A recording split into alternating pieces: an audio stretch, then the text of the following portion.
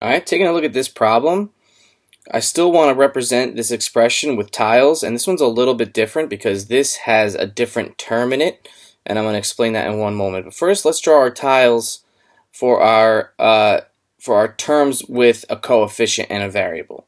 Alright, so I have where the colors are actually going to matter here because we have a positive and a negative term. So for example, this is actually a positive 5y and this is a negative 4y. So I want to represent those with different colors. So I'm going to represent 5y with yellow.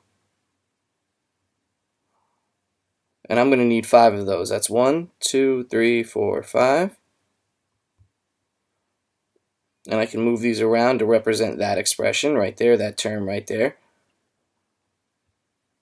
Okay, and now I have a negative 4y, so I'm just going to change the color to red to show it because it's a negative term.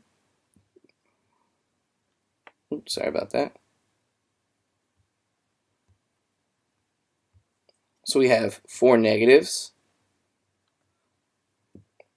1, 2, 3, 4. Now the colors actually do matter here, more so than the other problems that I've done for you. Okay, because the other colors we weren't combining them because they were all positives. Now here, this term right here, the positive 2, all right, does not get represented with a rectangle. This is going to be represented with a square, and I'm going to use a yellow again because it's a completely different term, so the colors don't matter because it's a tiny square.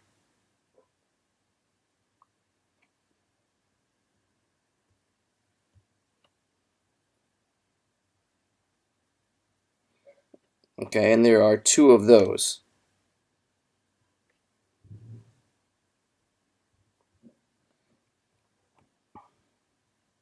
Okay, so now what I'd like to do is I would create 0 pairs based on my tiles that I've done. So if I was going to combine these, I would be pairing them up to create 0 pairs.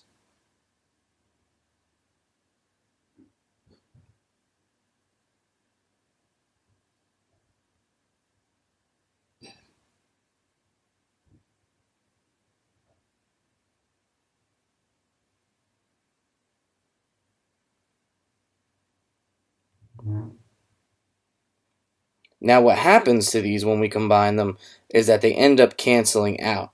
So anything with a 0 pair is going to cancel out.